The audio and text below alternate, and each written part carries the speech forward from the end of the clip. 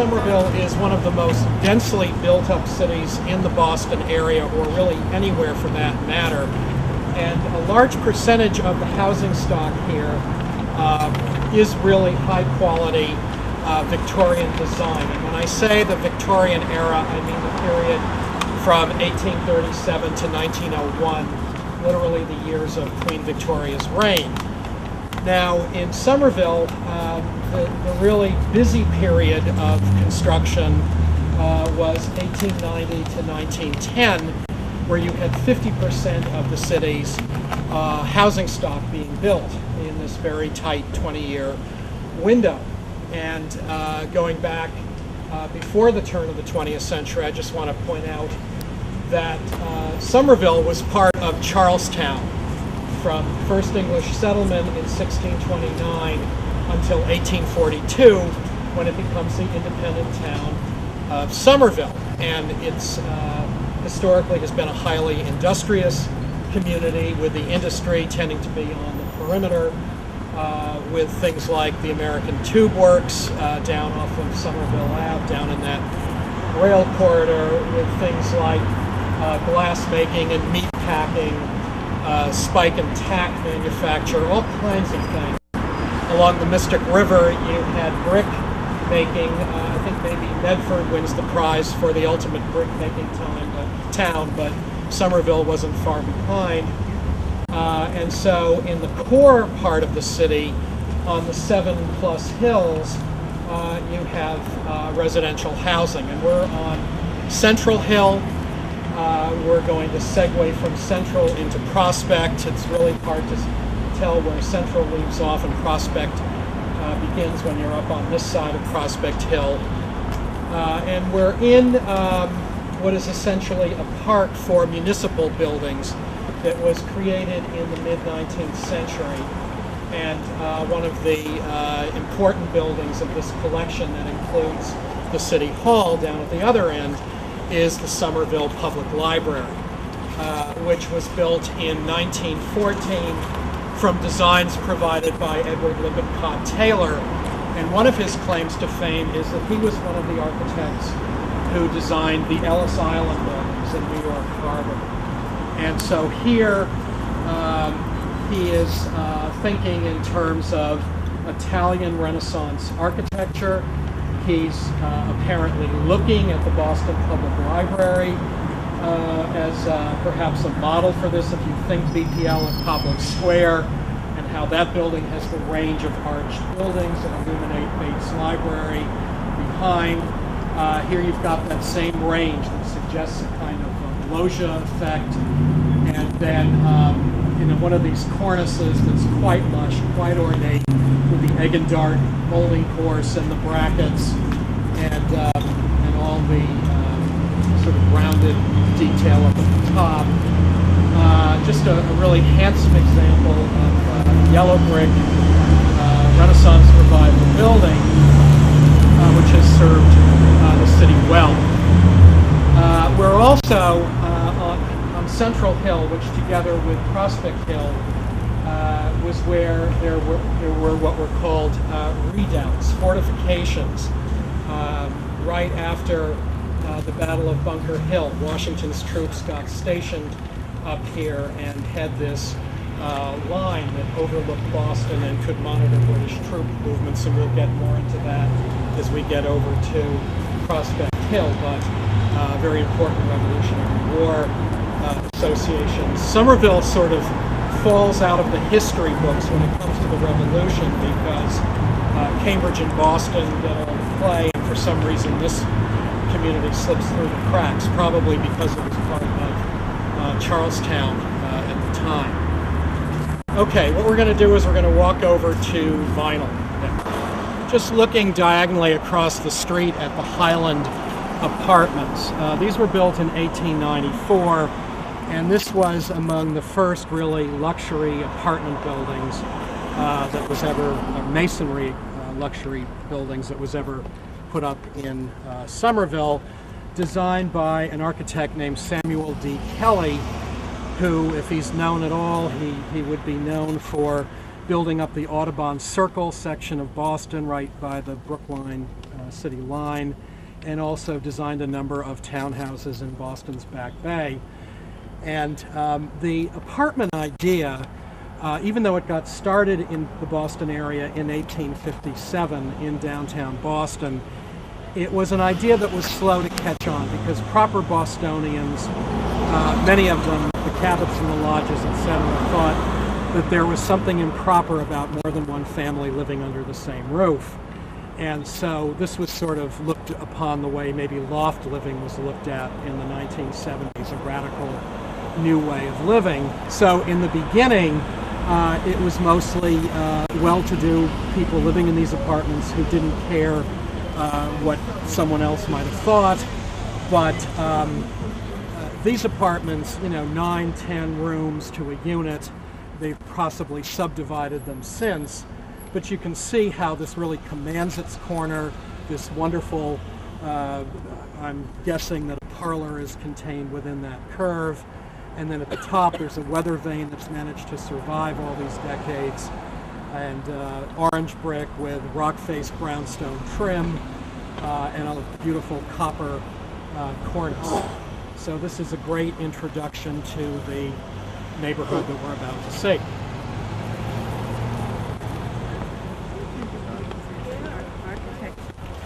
We're up on Vinyl Street. How did Vinyl Street get its name? Basically, the Vinyls, along with the Hills and the Monroes, were the key families back around 1850 who got this area started as a neighborhood. And Robert Vinyl and his brother John Quincy Vinyl were key players in setting out house lots up here, and hence Vinyl Avenue. Their money was based in a business that their father founded up in what is now Revere, what was then called North Chelsea, and it was kind of a grain and hay business, and they prospered at this and relocated to Somerville actually in the 1820s, and by the 1850s they're trying to get this this neighborhood off the ground, and it's really right after the Civil War that you get the second wave of development and more development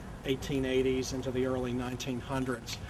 But across the street is one of the finest examples of this is in 1894, highly eclectic, a mix of the Queen Anne, the Colonial Revival, even a little bit of the Craftsman, built for a realtor named Frank Haley. And this really has all the bells and whistles. I mean, let's face it, you've got this wonderful porch with the fluted Corinthian columns. You've got what's called an Anthemian motif, which is repeated over and over again in the entablature that the columns hold up. That kind of leafy design is coming out of the ancient Greece vocabulary of architecture. And then you've got the gambrel roof intersecting with quite a tall, narrow gambrel profile. The gambrel is a roof type that goes back to colonial times in New England, and it's this double-pitched roof that, among other things, doesn't allow snow to sit on it for very long. It slides right off. You've got wonderful stained glass. Over to the left of the entrance, you've got a dining room that has these wonderful stained glass windows, 3 of them, and just a wealth of detail. It's a delight to the eye. And what's craftsman style about this are the porches piers that are made out of these rocks. This is kind of a convergence of the Queen Anne, which is all about picturesque massing, the Colonial Revival as seen in the columns and the gambrel, and then the Craftsman. And then if you just want to turn and look in this direction, this is the house that Tin Cans built. The man who owned this, whose last name is Wright, had a tin can manufactory, I believe in Charlestown. But what has been given us here is a real gift to the street, the way there are so many projections and quite quirky and wonderful. This corner, what's really a very low oriel. It's a bay if it starts right at the ground and works its way up. It's an oriel if there's nothing under it. You've got any number of projecting bays and an oriel up at the gable. And this house also celebrates the new technology of the glass technology of the late 19th century, where glass manufacturers could make panes of glass that were quite huge, in fact. And you see that in a big way on this house, and they could even make glass that would curve to follow the curve. 1894. Now here we have a pair of mansard houses from the 1870s. And these were developed by a woman named Lizzie Wellington, and I think that's interesting that it's not some businessman who's having these built, but a lady who decides that she would like to build and sell some mansard cottages. And the one on the corner has quite nice detail. If you look at the square bay in the front, those what are called apron panels under the windows have this wonderful saw-cut gingerbread. You know, 1835 and later, when steam-powered tools come in and they can really crank out these turn porch posts and the gingerbread like that, and then have these details shipped to the building site, that changes everything, because before the 1830s, we're talking handmade houses, no involvement of the machine. And then from 1835 or so on, it's a new world of mass production and all of that. And then the mansard is a roof type that was introduced to America, actually in Boston first in 1847 over in the South End at something called the Deacon Mansion that used to be on Washington Street over there.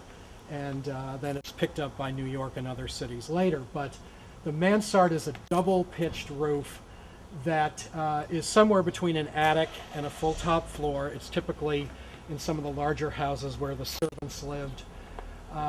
And it is just a very dramatic way to cap a house, and typically covered with these slate shingles that, by the way, if you're trying to replace them, they're expensive to replace, $100 plus per shingle. So hang on to your shingles.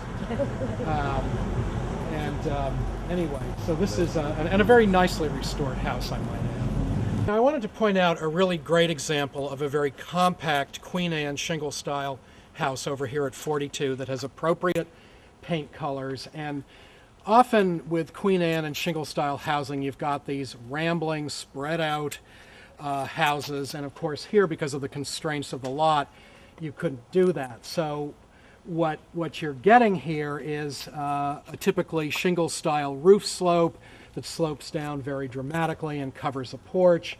You've got the Queen Anne window sash. Well, do you? Yeah, on this bay that projects out, you see this smaller panes, and then the regular 2/2. You've got the mix of shingles and clapboards and of different types of shingles, the scalloped and the regular rectangular. And again, it's wonderful to see a property like this that's been brought back to an appropriate paint color and in good condition. And this is 1884.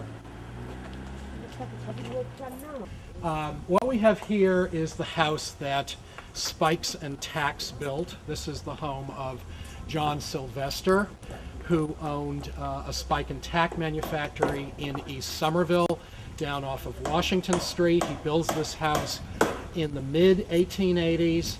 And this is a real high-style house for Somerville at this time, in that you've got a full brick first floor, and then the wood, yes, up above, but a little of the real high-style brick on the first floor, and then you've got up at the top where all the really fantastic detail is located. This oriel that has the brackets underneath, and at the apex of the gable, all this incredible saw-cut decoration. The windows have their shutters, and it's you know, the only thing that is missing a little bit here are what would have been turned porch posts, but we're not quibbling. We're, you know, happy that this much is looking the way it should. Summit Avenue that we're on now used to be a cul-de-sac. It was a dead-end way that ended about where we're standing, and it couldn't go much beyond where we were because there was a lot of rocky, ledgy area that had to be dealt with. And finally, By the 1880s, there was dynamite, and there were different ways to address a really tough landscape, and that's when the rest of the street was cut through in the early 1880s. So it's from here originally in the mid-19th century, and then makes it all the way to vinyl later on. So we're walking now into the earlier part of Summit Avenue with the great mansard, or what are sometimes called Second Empire houses. Second Empire refers to the rule of Napoleon III in Paris, who helped to popularize the mansard roof when he had Paris redesigned and the boulevards cut through.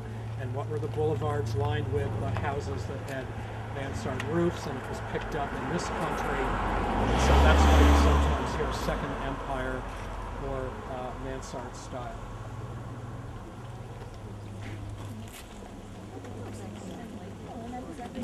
Now here we are at the intersection of Summit, Walnut, and Boston Streets, and this is a great place to see the various generations of Prospect Hill design. And I should just point out that Walnut Street was one of the very early so-called rangeways of colonial Charlestown, Somerville.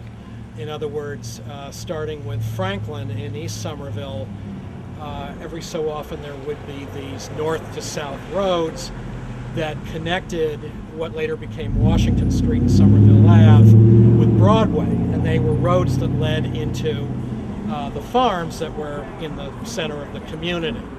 So the most westerly one is North Street, for example, almost to Alewife Brook, and then many in between, including School and Central, etc. But over here on the right is an 1850-ish, what was originally more apparently Greek Revival in appearance.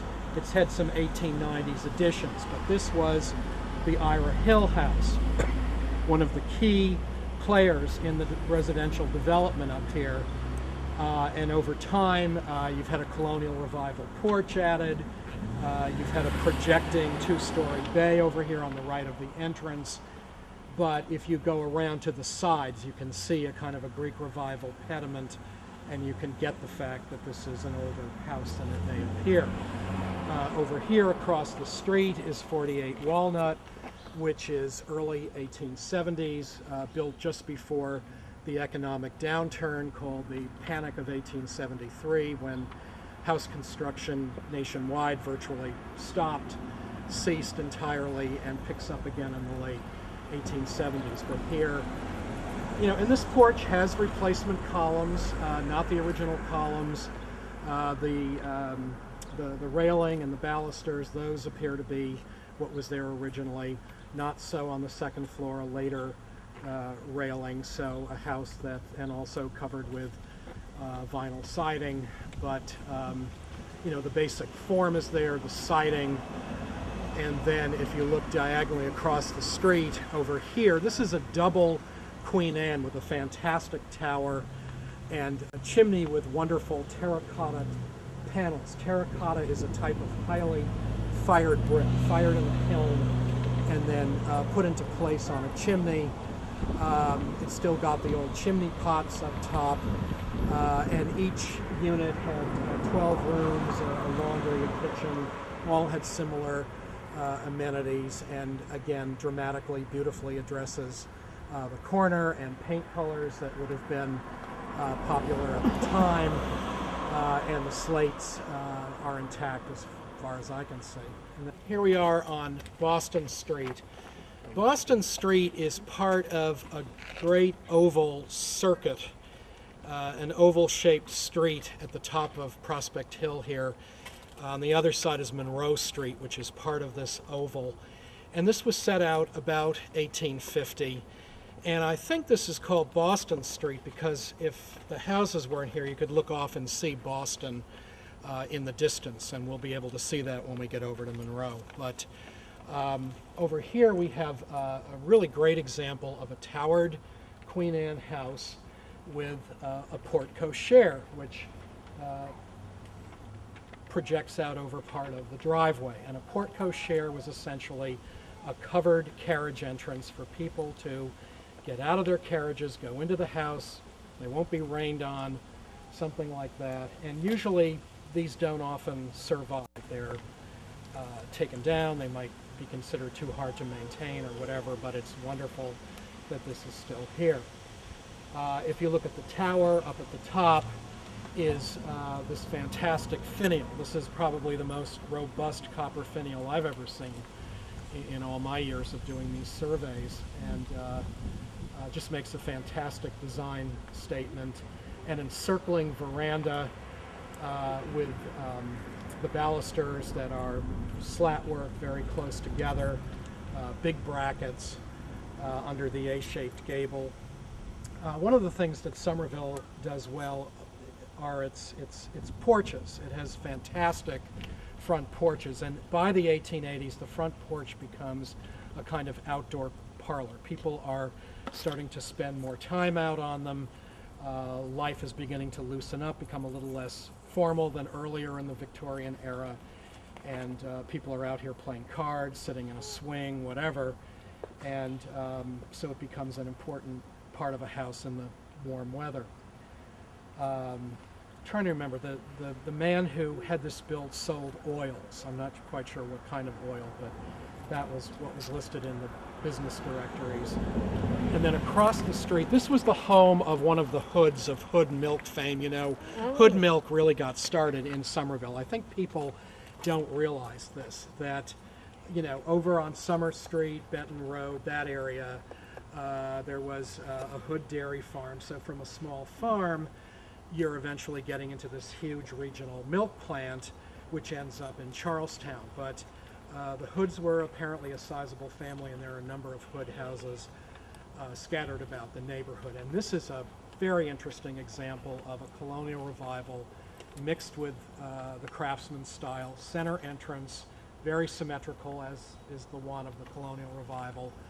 But then you've got craftsman features, particularly up in that little hip roof with the brackets sticking out, and the low-slung porch and covered with wood shingles, and just a really interesting kind of hybridized house.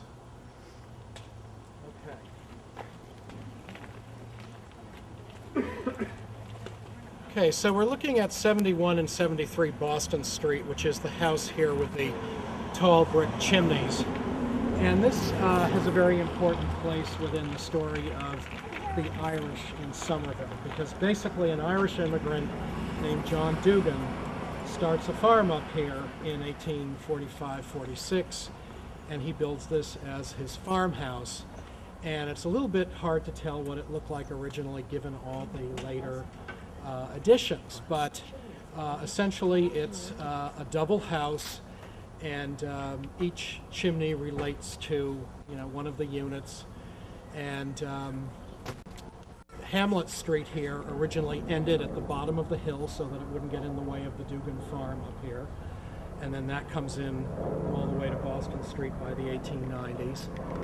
And you know, if we could strip the vinyl siding away, and we might see corner Greek Revival pilasters, and who knows what might still be underneath. But it's just an interesting survival from a period where you've got the three big families, the Hills, the Vinyls, and the Monroes, and then off to one side here is John Dugan, the Irish immigrant who's farming not too far away from the grander houses.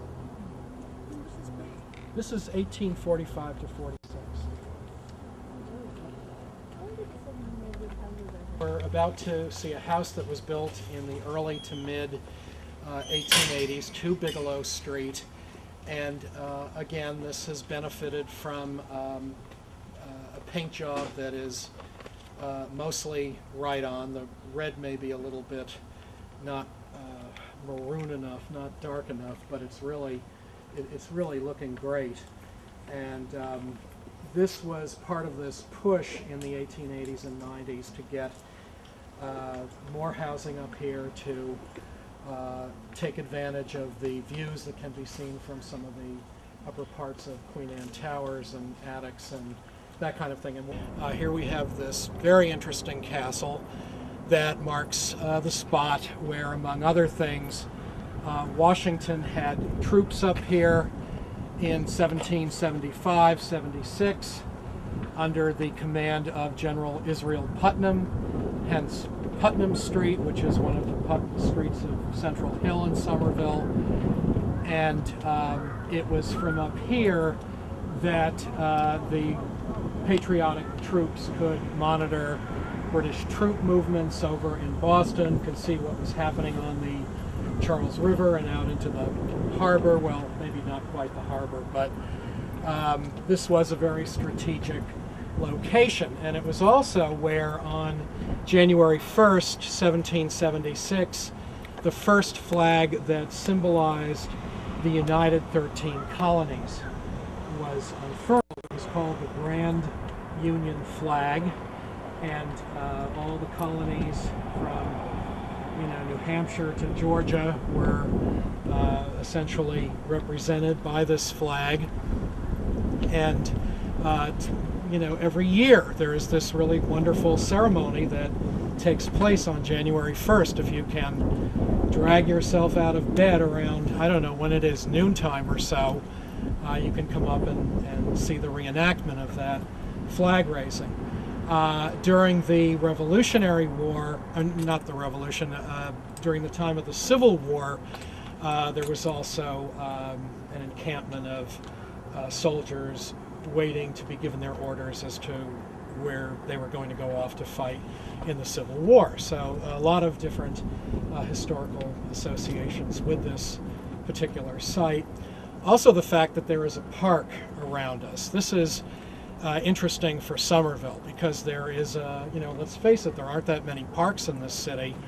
The building trades seem to have held sway over maybe perhaps the better judgment of the people living here, because when you think about it, Powder House Park, this park, a few pocket parks here and there, but not much in the way of green space. So green space is really precious, and this park was set out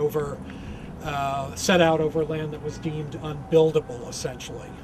That's why they got a park here. It was too rocky and ledgy to really deal with house construction, so they created a park here in the early 1890s and early 1900s. Flag.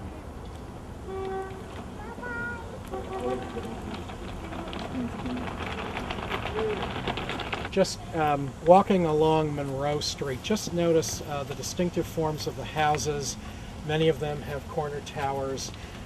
This is one of the places in Somerville that has a very strong sense of place, and that's one of the things that we look for in an inventory. What are the outstanding streetscapes? What are the houses that if they weren't there, there'd be a terrible void? And we really look at streets in almost a painterly way, the way things are composed and the different shapes and colors and that kind of thing. But I want you to notice 10 Bigelow here on the corner, which was built in 1887, and the builder was a man named Ivory B. That's a name that I never forget. I just think it's a very distinctive, funny name. And he worked for most of his life in Brookline and Boston, and developed much of what is now Eastern Brookline along with Cottage Farm area. Did a lot of work for the wealthy Sears and Lawrence families. Towards the end of his life was in Somerville, building command houses, and this is one of them. And Bigelow, as it turns out, is the name of the lawyer who helped the family buy this house. I figured that out from the deeds. Here's this Henry Bigelow, or whoever, and then all of a sudden the street is named Bigelow Street. But again, one of these wonderful wraparound porches, all the elements intact, great different types of shingles, and then the copper finial, little weather vane at the top, which is a nice touch. Now here we are at the Grandview Apartments, which were built in 1894, and the man who had this built was none other than Elbridge Park, the partner in the Durgan Park restaurant at Quincy Market. So this was, an investment property by a big Boston restaurateur who is choosing a tract that is on the edge of a bluff, because if you were to go behind this building, the land drops away very dramatically down to Columbus Avenue. So the back units have really fabulous panoramic views over Cambridge. But this is a really excellent example of mostly colonial revival in style with the wonderful two-story porch. The second floor retains its original railing. This is what is sometimes called Chinese Chippendale. It's a very, all that interlocking diamond-shaped business is part of that style. You've got the golden oak woodwork, and then up at the top, this very broad pediment with the dental course and what are called modillion blocks, top course. Just a very handsome building that was originally 12 units and I think has 16 now or something like that. The condominiums. They're condominiums, right. Yeah. Houses on Prospect Hill. This was the home of the Monroe family, and this house has grown in numerous stages, and it's a little bit hard to tell what was the original 1850 part. I suspect this end gable part facing us was the original part, and then they added a tower later and a side L, and it just kept growing. But if we were to go in the back, we'd see a terraced garden that slopes almost all the way down to Columbus Avenue, and there's a wonderful stained glass window on the side. Just a really handsome mid-19th century house. Okay, we're back on Walnut Street, and we're looking at another great example of the Queen Anne. This was the residence of Louisville Niles, and this house is one of those featured in Somerville Past and Present, a book that was written in 1897 that you can get out of the Somerville Library. And that book showcases properties that the author back then thought were particularly noteworthy Somerville grand houses. And this is a house that was built with proceeds from a successful grocery store, what was called a provisions dealership back then. And I don't know whether Louisville Niles was actually born in Louisville or what, but what you've got here is a house that is alive with artistically rendered protrusions, most notably this corner round tower. And then if you look up at the gable with this old English kind of board and batten effect, and then the oriel that's kind of set back under an overhang. Just really fantastic massing and carved detail. And this house actually replaced an earlier mansion of the 1870s. So something was torn down to make way for this in the 1860s. It retains its granite block border and posts, and this is an important part of a historic property. The granite elements that might be in the form of steps or in borders or hitching posts or whatever, those should be retained at all costs, and usually they're not going anywhere because they're heavy, so you don't usually have to worry about that too much. But one of the great Queen Anne's. And then again, looking down in this direction on Monroe Street, you see that cupola in the distance, the different roof configurations. This is really one of the strongest streetscapes in the city. Now, Brandon can speak to the recent history of this property. I will just say that we're on Aldersey Street. This was named for Robert Aldersey Vinyl, one of the original developers up here. This house was built for Robert's brother, John Quincy Vinyl, around 1850. And it's a house that retains the original lot size, which makes it very special for that reason alone. But it's an interesting mix of the Greek Revival and the Italianate, a kind of a T-shaped house with the corners accented with these paneled Doric pilasters. You can think of a pilaster as kind of a flattened out column, which is purely ornamental. It's not supporting anything. And then you've got these fully enframed windows with very beautiful deep moldings. And then if you look at the attic windows, there are arched windows The arch is celebrated in the Italianate style. The Italianate looks to the Italian Renaissance for inspiration. It's kind of the folk art version of a more formal, earlier European style. You know, the front porch has been changed a bit. That would have had more in the way of three-dimensional balusters.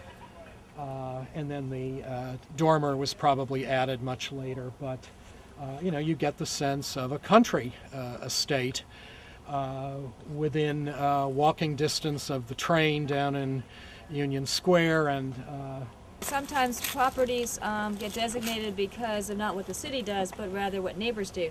And this was an instance where the neighbors came to the city and asked if, in fact, this property had historic merit. And we had already had it on our list of properties for survey and such. But the outcome of that whole review and surveying effort that we did was that this whole street, which is called Aldersey Street, as you mentioned, as well as Summit Avenue behind us, which had one house on each street that is designated historic. Actually, we reviewed the whole area, and it's now the Aldersey Summit Area Historic District, and most of the houses around here are all designated. But this was the house that actually brought it to our attention. The owner/developer of it actually wanted to tear it down, and at one point wanted to put 30 townhouses here, which you can imagine. 30 townhouses was proposed here back in the early 1990s, and you might imagine that some of the neighbors were perturbed. And so the outcome of that is that he has rethought his plans and come in with many fewer units, but it's actually a lawsuit right now because it's still at the point that the neighbors are feeling very comfortable with the number of units. So they're negotiating with him directly. We're hopeful. But since then, the house has been designated as well as a lot of other houses on the street. So the commission would actually have the opportunity to review and work with the developer as well, which we have been doing. So we're very hopeful that we can resolve this and keep it. This is a 25,000 square foot lot, which I don't need to tell you, but it is in Somerville. It's highly unusual. But as Ed just said, harks back to a time that we no longer have in the city, and for that reason, people feel really strongly that we don't want to lose it. We have very little of that left, and so those large lots in the city, which we will say is anything really over 5,000, 7,500 square feet, we're trying to retain and learn from history, and not necessarily make it so another 2 houses can be put on these lots. So we'll see. The story goes on. The dormer, yeah. Yeah. Has that been added on recently? No, it's been on there for a number of years. This was a boarding house when it first came to our attention. I think there were about 10 different people living there. Then they had to come back in for zoning a case, and then it's now a legal 3-family. You talking about units? Does that mean he's going to build on here? There will be other units on this lot, yes. The only question is how many. This is one of the Monroe houses, the Robert Monroe house. Like the Vinyls, the Monroes were involved in a grain and hay dealership.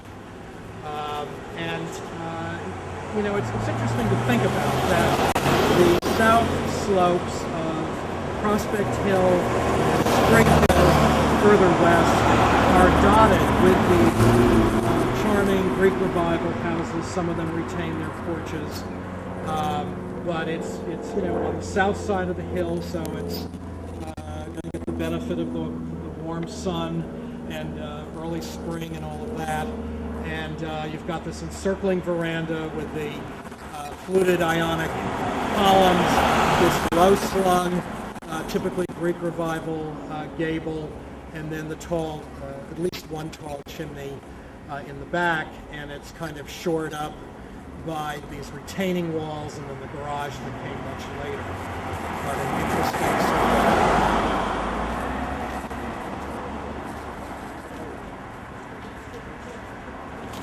With some historic districts, there might be a couple of houses that really don't make the cut, but they're included. When you look at this street, you see that this is so deserving of historic district status. Every single house has a wonderful design, has paint colors that are usually right on. Here in front of us, this towered mansard. Really wonderful, quirky design. If you look up 2 floors up above the second floor window in that tower, there what almost looks like a wave, like an ocean wave depicted. You know, not sure where that's coming from, but you know, really wonderful design statements. And there was an architect named Palliser, who was not Boston area, but produced sort of carpenter how-to books. And when you look at some of Palliser's designs, you can say, oh yes, the carpenters who built these houses referenced that particular builder's guide. And, you know, these builders, you know, had some help. They could look to any number of sort of carpenter how-to books that taught you how to frame a front door or create a flying staircase within, or whatever might be the case. And so, you know, there were these contemporary reference books back then that provided help to the builders. We purchased the house in 2005 because we had both fallen in love with it, and that was very important because it took a lot of love to get it to where it is right now. It was a very painful process. It took about 8 months to get the inside finished. None of the crown molding was intact. That had all been removed. I guess this was like split up into 5 units, so there were a bunch of people living here. Yeah, it was almost like a boarding house. So the only room that still had the crown molding was in the tenants. So this is split up. It's a 2-family. The tenant's apartment is the left side of the house and back. And so we matched that crown molding in both the living room here and the dining room. We just basically gutted the whole thing and tried to find anything original and match it. So we did that with all the woodworking. That had all been pulled off and replaced with that thin, like kind of plain board that you see at Home Depot or whatever. So we tried to, wherever we could, match the original hardwood floors and molding, etc. Let's see, what else? Oh, when we ripped up, we weren't sure when the house was built. It says circa 1880. When we ripped up the floors in the bathroom downstairs here, we found these 2 newspapers, actually, from 1883. And so we figured that was the year it was built. So it's pretty interesting. The original owner was a dry goods dealer, so we kept those papers related to his business or what. And we also found this wallpaper inside the walls as well.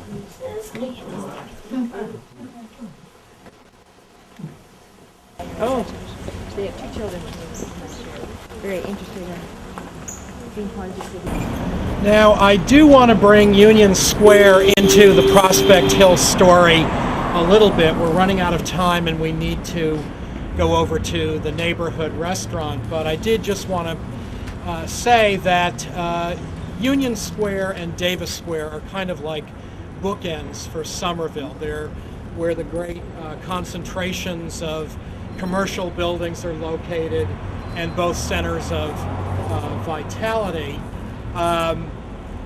Union Square back in the 19th century was nicknamed Sandpit Square because it was near sand pits that were involved in the making of glass. Union Square was also where a Civil War recruitment station was located so that young men could sign up to fight with the Union Army.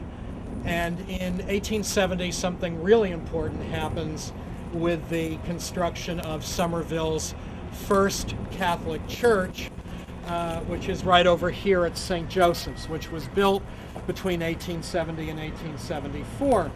Even though in the mid-19th century Somerville had over 2,000 Catholics, these folks had to walk to go to services in Charlestown and Cambridge. And finally Somerville got its own Catholic church in the early 1870s. And it's a good example of a Victorian Gothic style church. Yes, it is missing its steeple. That came down in 1978, and that is really too bad because that was such an important landmark for locating Union Square from other parts of the city.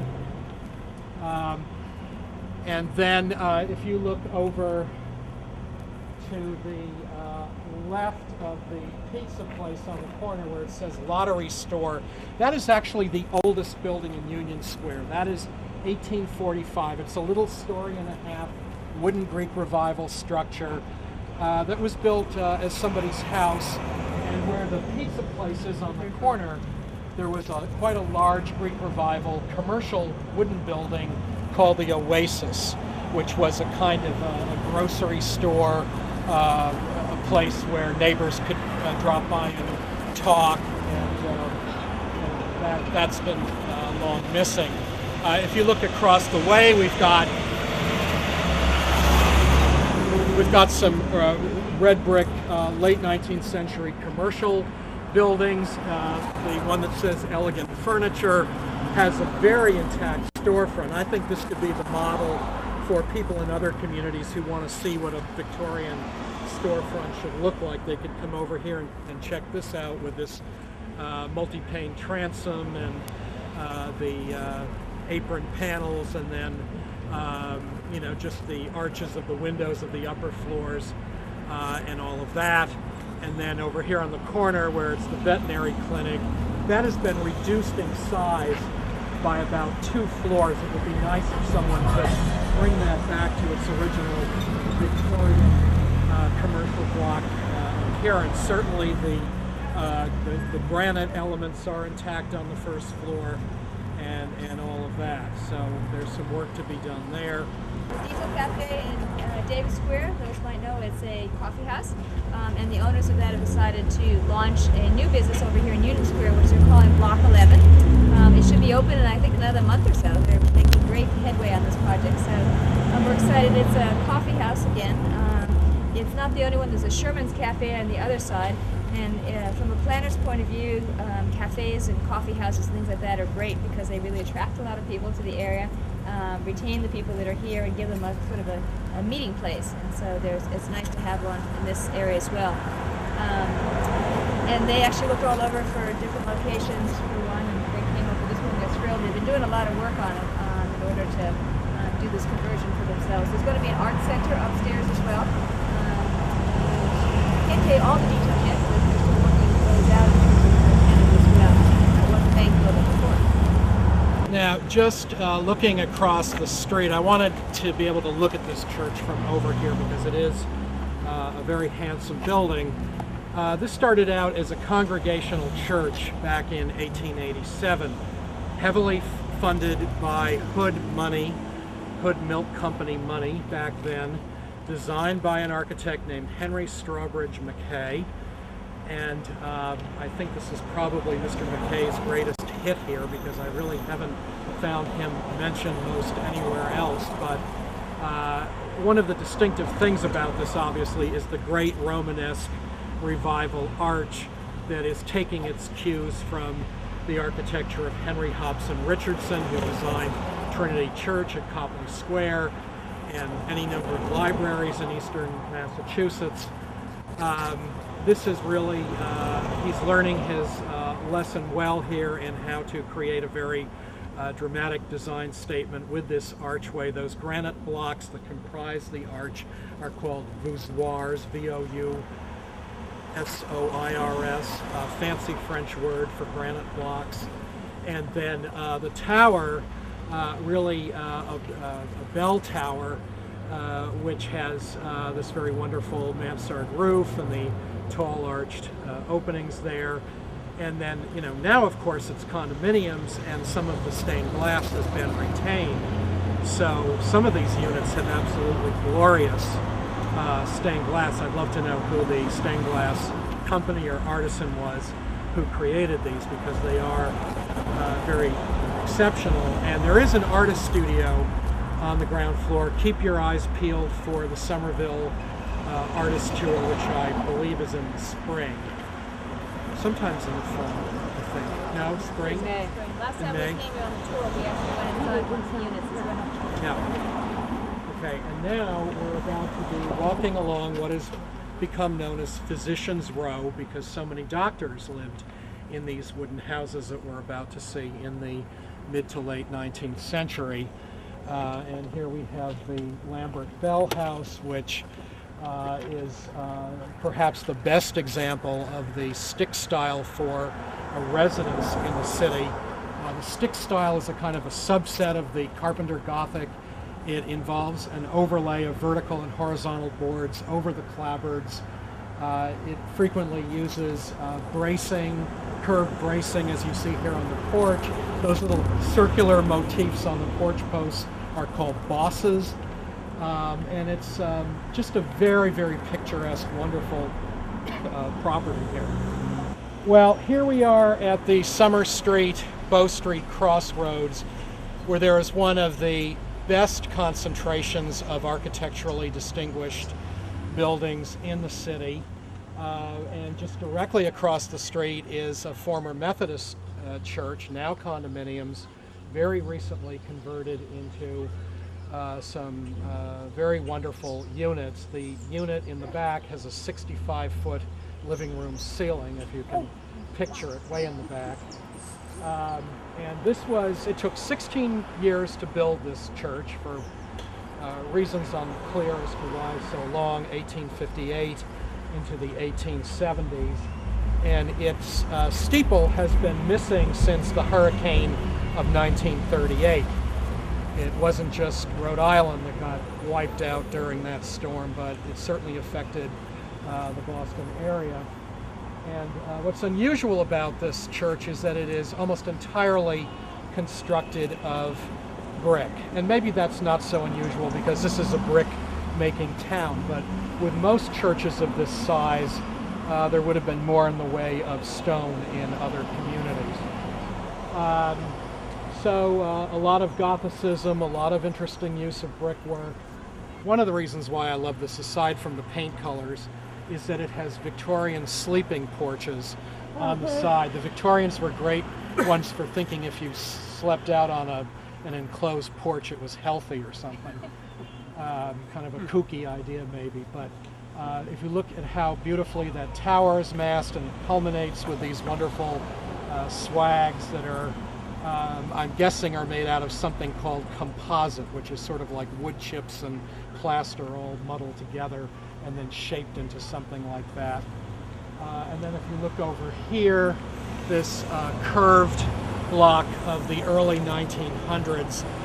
This is just so different for turn of the 20th century architecture, and all that I can come up with is that the architect was looking for the early 1800s federal style, everyday, what we call vernacular architecture for inspiration, the kind of buildings that you'd see up in Newburyport or Salem, and they're creating something around 1900 that's on that idea, but throwing in a very Victorian kind of what's called billet work, that recessed, looks like a checkerboard under the top floor windows. That's a very Victorian kind of detail. And then a kind of a truncated hip roof. It's a very odd but wonderful building that just makes such a bold statement here. Okay, we're going to go down to the police station. And then this is a real preservation success story, which Brandon will tell you about in a minute. But, you know, I do want to say that this was built in 1874 as the work of George Clough, who was the in-house architect for the city of Boston at the time. So Boston let him moonlight a little bit to come over here and design this in the mid-1870s. A really fine example of a center pavilion, Second Empire, a mansard-style municipal building with these great incised letters that say police station in 1874. That's such a help when you're doing a survey to have the building dated already. That saved a trip to the library, you know, right there.